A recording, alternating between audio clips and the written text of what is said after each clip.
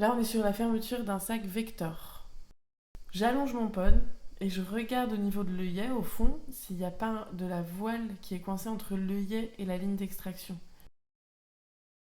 Une fois que j'ai fait ça, je récupère mon extracteur, je prends mon pod dans les deux mains et mon pod, il bouge pas, il reste dans ce sens-là, il tourne pas. Je le place de l'autre côté avec les suspentes vers le bas. J'ai placé mes élévateurs au niveau des élévateurs et là je vais venir les ranger. Je surélève le sac en plaçant mon genou dessous, ça va faciliter le rangement des élévateurs.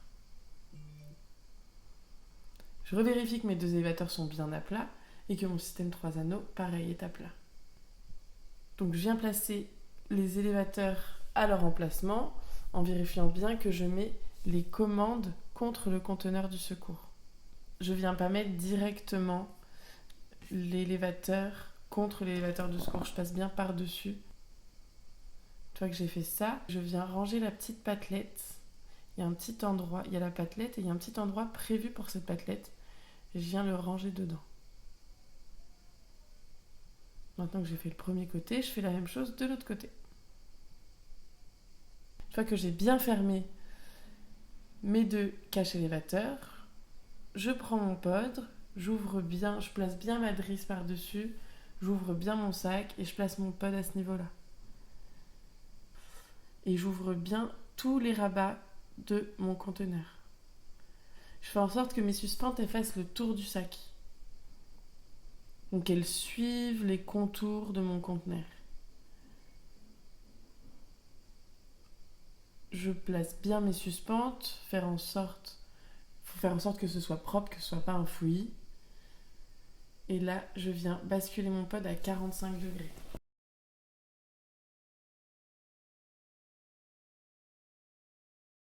Je viens tirer sur ma drisse et je vais vérifier qu'à l'endroit où il y a l'emplacement de mon loop, il n'y ait pas de suspente coincée.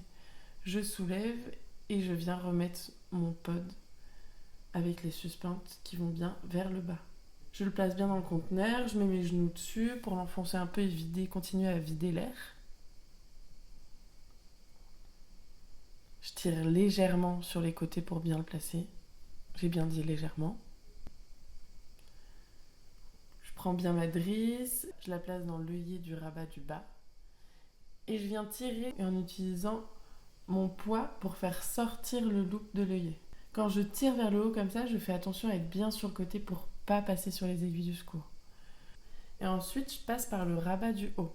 Donc je prends l'œillet du rabat du haut, je viens tirer, mon loop ressort bien, je viens verrouiller avec mon genou. Là, je vais passer sur la droite, donc je fais attention, je mets bien ma ligne d'extraction en bas à droite et je viens passer dans l'œillet du rabat de droite.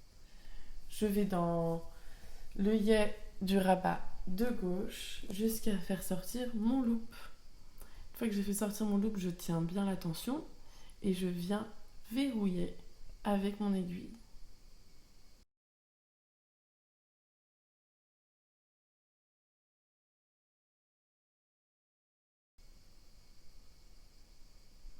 Je peux relâcher et là je vais devoir enlever délicatement ma drisse en la passant sous l'aiguille pour éviter de brûler le loop.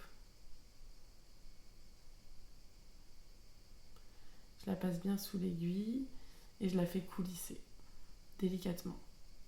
Ça évite d'abîmer le loop. Je replace bien mon aiguille, je l'enfonce bien et j'ai maintenant fermé mon sac.